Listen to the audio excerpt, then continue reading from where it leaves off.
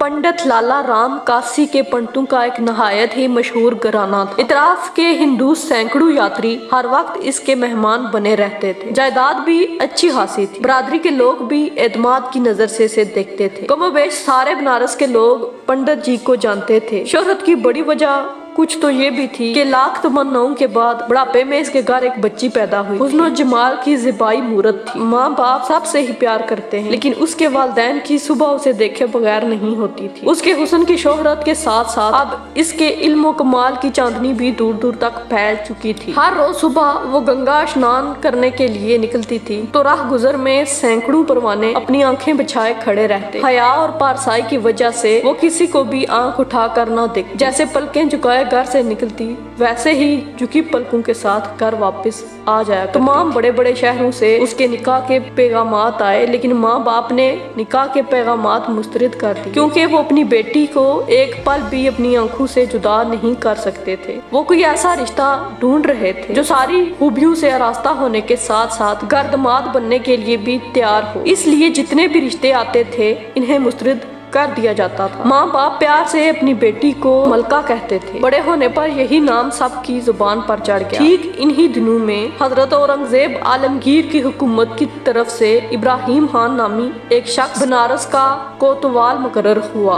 अभी से आए हुए चंद ही दिन गुजरे थे कि सारे बनारस में इसके खिलाफ दहशत फैल गई थी। कहते हैं कि वो एक नहायत जालिम और अयाश परस्त इंसान था। इतने दबदबे से रहता था कि कोई इसके खिलाफ पर नहीं मार सकता था। इसकी होलनाक निगाहों की जद से किसी को बचने की इजाजत न। इसके जासूस गली गली चलने वालों के पीछे रहते और खूबसूरत लड़कियों की तलाश करते रहते। एक दिन एक शख्स ने आकर इतला दी, हुजूर आप नाहक परेशान होते हैं। अपने वक्त का सबसे चमकता हुआ हीरा तो बनारस में मौजूद है। लोग कहते हैं कि पंडित लाला राम की बेटी मलका इस कमल का फूल है जो सारी झील में एक ही खिलता है। शहर का बहुत बड़ा हिस्सा इसके काकले रुख का असीर हो चुका है। सुबह से शाम तक न जाने कितने शहर के लोग इस गली का चक्कर लगाते हैं जहाँ वो रहती है। इस दीवार से अपनी आंखें सेक कर चले जाते हैं। वो चलती है तो कदमों की आहट से क़यामत जाग उठती है। इसकी हमार आलूद आंखों में जैसे मेहाना तैरता है। जब ये सब कुछ बादशाह ने सुना तो वो बहुत हैरान हुआ। कोतवाल की फितरत दरिंदगी अब बरना हो चुकी और वो शराब की हालत में बदमस्त था। उसने कहा, तुम इसके घर का सही सही पता मालूम करके।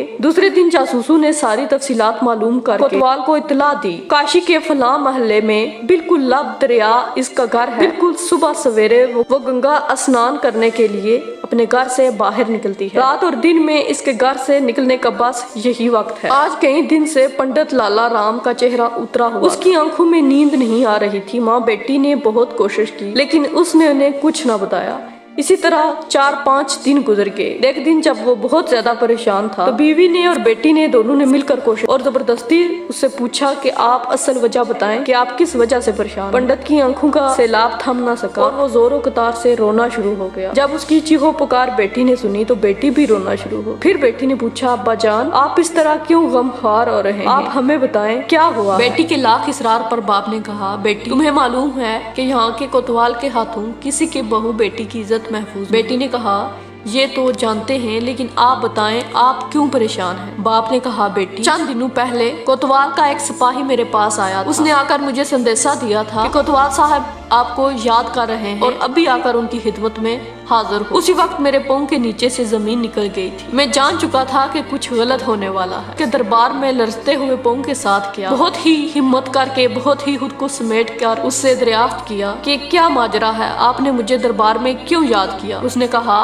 मैंने सुना है तेरी बेटी मलका बहुत ही हसीन और जमील है। उसके हुस्न और ज़ेबाई के चर्चे हर जगह मशहूर हैं। अगर तुम उसकी और अपनी जिंदगी चाहते हो तो एक हफ्ते के अंदर अंदर उसकी डोली मेरे दरवाजे पर मौजूद होनी चाहिए। अगर ऐसा ना हुआ तो मैं खुद अपने सिपाहियों को भेजकर उसको उठवा लूंगा और इस तरह तुम्हारी इज्जत और गैरत भी नीलाम होगी। उसने कहा, मुझे बार बार अपने खानदान की नामूस का ख्याल आ रहा था। बार बार मैं ये सोचता था कि आबरू सबसे ज्यादा कीमती चीज है। इसके लुट जाने के बाद अब मेरे पास क्या रह जाएगा? रोते रोते मेरा हाल बुरा हो गया, मगर इस जालिम को मुझ पर जरा तरस न आया। मुझे इस हालत इज़्तिराब में छोड़कर वहाँ से चला गया। एक हफ्ते की मोहलत जो उसने मुझे दी थी इस मोहलत में से अब सिर्फ एक दिन बाकी है। अब इस गिरिया मातम में माँ बेटी भी पूरी तरह शरीक हो गई। औरत का दिल यूं भी बहुत नाजुक होता है, और वो औरत भी क्या, वो भी माँ की ममता। गंगा की लहरों की तरह तूफान का एक तलातम बर्पा हो गया। माँ का दिल इस वहशतनाक सदमे की ताब न ला सका। वो फरते गम से बेहोश हो गई। मलका अपनी माँ की ये हालत देखकर पागल हो गई।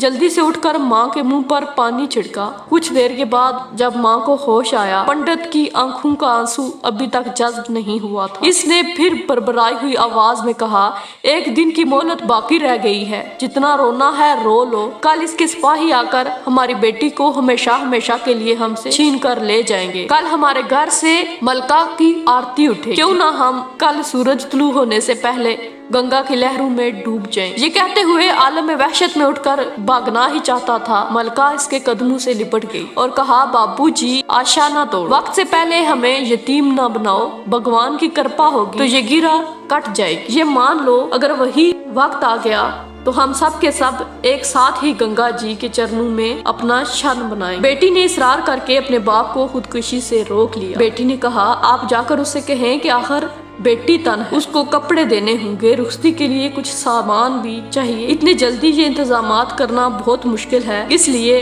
बाप होने के नाते मेरे भी कुछ अरमान हैं, इनको पूरा करने के लिए मुझे 1 महीने की मोहलत चाहिए। अब पंडित दरबार में चला गया और वहाँ पहुँचा तो उसने कहा, डोली कहाँ है? हुजूर वो तो आपके चरणों में आने के लिए बिल्कुल तैयार है, मगर माँ बाप इसको तन के कपड़ों पर कैसे रुखसत कर दें? कुछ तो इसकी डोली को सजाने के लिए हमें मोहलत दीजिए। इसलिए सरकार 1 महीने का वक्त अगर आप दे दें तो हमें अपने दिल के अरमान निकालने का कुछ मौका मिल सके। गैर मुतवक्के जवाब सुनकर कोतवाल का चेहरा खिल उठा। इसने खुशी के साथ ने जवाब दिया, जरूर तुम्हें 1 महीने की मोहलत मिलेगी, लेकिन इसके बाद 1 मिनट की मोहलत भी नहीं दी जाएगी।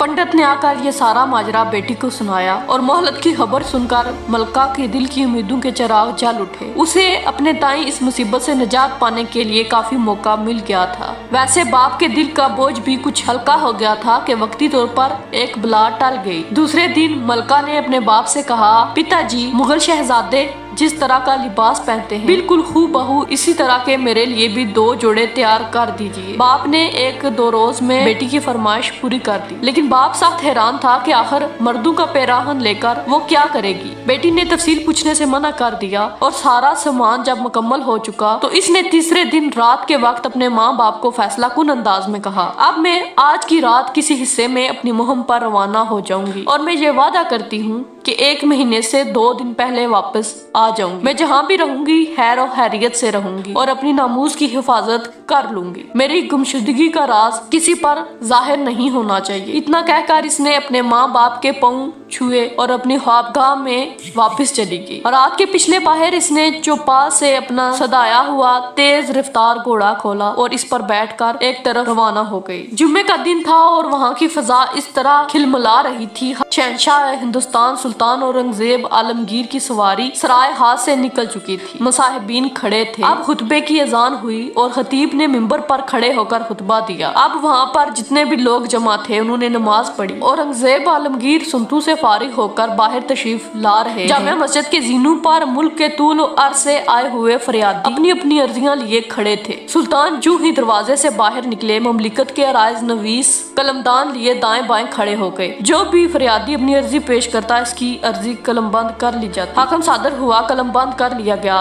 ये सिलसिला मस्जिद के आखिरी जीने तक चलता रहा, यहाँ तक के सबसे आखिर में एक नहायत खूबसूरत शहजादा सरपे कम ख्वाब की दस्तार लपेटे हुए खड़ा था। जैसे ही सुल्तान इसके करीब पहुँचे वो अपनी अर्जी लिए आगे बढ़ा। सुल्तान ने जो ही इसकी तरफ निगाह उठाई, बारे हया से इसकी पलकें झुक गईं। एक रोशन जमीर बादशाह को हकीकत तक पहुँचने में एक लम्हे की ताहीर नहीं हुई। नकीब को हुक्म दिया, इस नौजवान को दीवान खास में मेरे सामने पेश किया जाए। शहंशाह की सवारी आगे बढ़ी और नकीबों के हमरा नौजवान किला माला में दाखिल हुआ। गाजी मुईउद्दीन औरंगजेब आलमगीर जैसे ही अपने दीवान खास में तख्त शाही पर फर्द कश हुए, नकीब ने इस नौजवान को पेश किया। सुल्तान ने अपनी नजर नीची करते हुए हुक्म सादर फरमाया और फौरन सारा दरबार हाली करवा दिया। जब सारा दरबार हाली हो गया तो सुल्तान ने शाही दोशाला नौजवान की तरफ बढ़ाते हुए कहा, बेटी लो, दस्तार उतार कर ये चादर ओढ़ लो। एक औरत को अजनबी मर्दों के सामने बेनकाब नहीं रहना चाहिए। ये अल्फाज सुनकर नौजवान पर सकते की हालत तारी हो गई। फिर सुल्तान ने कहा, अपनी नस्वानियत का राज मत छुपाओ, मैं तुम्हारी फरियाद ही सुनने के लिए यहाँ बैठा हूँ। बात अब जब्त से बाहर हो गई थी। वो फूट फूट कर रोने लगी। सर और चेहरे को चादर से छुपाते हुए बड़ी मुश्किल से ये अल्फाज इसके मुंह से निकल सके, महाराज मैं इस वक्त खुशी से फूले नहीं समा रही हूँ। इस वक्त जहाँ पना ने मुझे बेटी कहकर मुखातिब किया, लेकिन शायद आपको मालूम नहीं कि मैं एक बरमन जात की लड़की हूँ। सुल्तान ने जवाब दिया, जब तो और भी ज्यादा तुम्हारी दिलजुई मेरे लिए